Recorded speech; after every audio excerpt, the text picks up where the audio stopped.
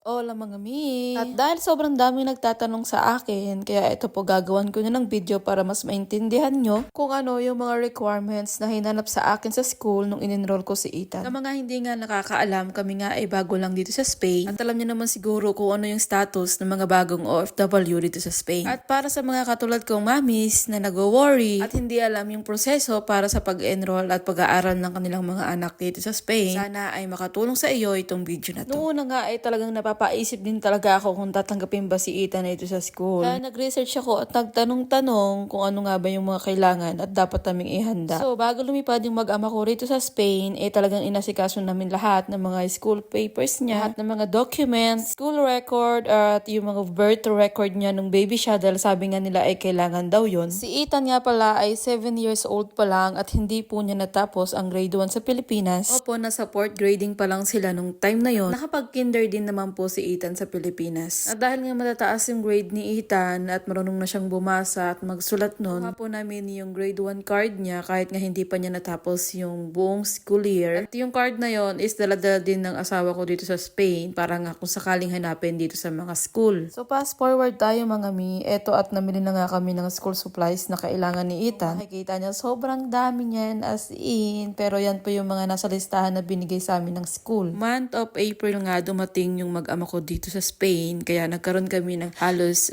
ilang buwang adjustment. At dahil bakasyon din ng mga school dito ng June and July, so nag-decide kami na i-enroll siya ng September. So eto na nga, unang beses na nagpunta ako sa school is ibinigay sa akin yung mga requirements na kailangan kong isubmit. At 3 documents lang ang hiningi sa akin. Unang-una is yung empadron o empadronamiento. At para sa mga hindi nakakaalam, ang empadron po is parang census sa atin sa Pilipinas, kung saan nagbibigay tayo ng details kung saan tayo nakatira, kung ano yung address natin. Nagrenta ka man ng buong bahay o nagrenta ka man ng kahit na room lang dito sa Spain, importante po dito ang empadron. Mabilis lang po yung makuha dito, isama nyo lang yung landlord nyo, magdala ka lang ng passport, at on that day, ibibigay din nila yung record o yung papel ng empadronamento mo na magagamit mo na agad-agad. Case nga pala namin, hindi kami naka-empadron kung saan kami nag-renta ng apartment. So naka-empadron po kami doon sa isa sa mga property ng aming employer. So okay lang yun guys, as long as talaga naka-empadron kayo dito sa Spain. Once na dumating kayo dito, yun yung pinaka-importante na dapat nyo pong gawin. Ang pangalawa po na hiningi sa akin ay health record o health certificate. So kapag nakuha nyo na po yung empadron nyo, punta po kayo agad sa local center, local hospital malapit sa lugar nyo kung saan kayo naka-empadron or nakatira. Same day lang din po makukuha nyo na agad yung pinaka-record nyo at maghintay lang kayo ng 3 months para makuha talaga yung pinaka-card. Isa rin to sa pinaka-importante in case of emergency. At malaking discount din na makukuha mo kapag may kailangan kang gamot na bilhin sa mga pharmacies. At ang pangatlo naman po ay ang PSA ni Ethan na galing sa Pilipinas at ipinatranslate ko po yung PSA record niya na galing sa Pilipinas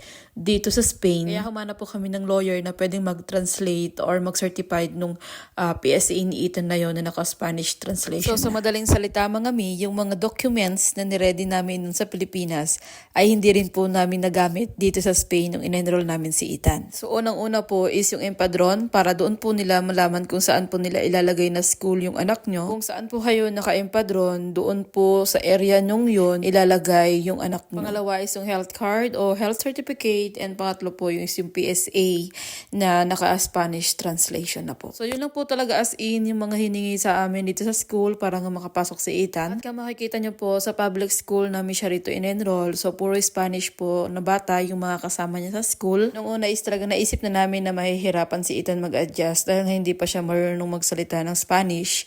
Pero kailangan na kailangan po niya talagang makisalamuha, makihalubilo sa mga batang Spanish para matuto po siyang makapagsalita at makipag-communicate. At isa na rin po sa reason is libre po yung pag-aaral dito sa public school. So wala po kaming binabayaran ni singkong duling dun sa school unless na lang yung mga minimal na kailangan nilang bilhin. So sa mga nagtatanong din neto, yes po, libre po ang pag-aaral dito sa Spain as long as sa public school po. Pero syempre kung gusto nyo i-enroll yung anak nyo sa international school, yun po, talagang malaki ang gastos po doon at malaki yung bayad na kailangan. At dahil nga sa public school namin siya in-enroll at puro Spanish yung mga batang kasama niya, mga may kailangan ng matinding gabay at suporta pag intindi sa ating mga anak kapag ganun yung naging sitwasyon nila kasi sobrang hirap po. Dahil imagine siya lang yung nag-iisang marunong mag-English. Ultimo teacher nila hindi marunong mag-English. So yan po yung isa sa pinakamalaking adjustment na kailangan naming ituro kay Ethan, ipaintindi at talagang samahan siya sa bawat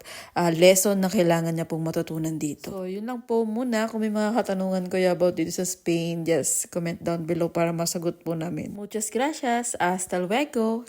Adios.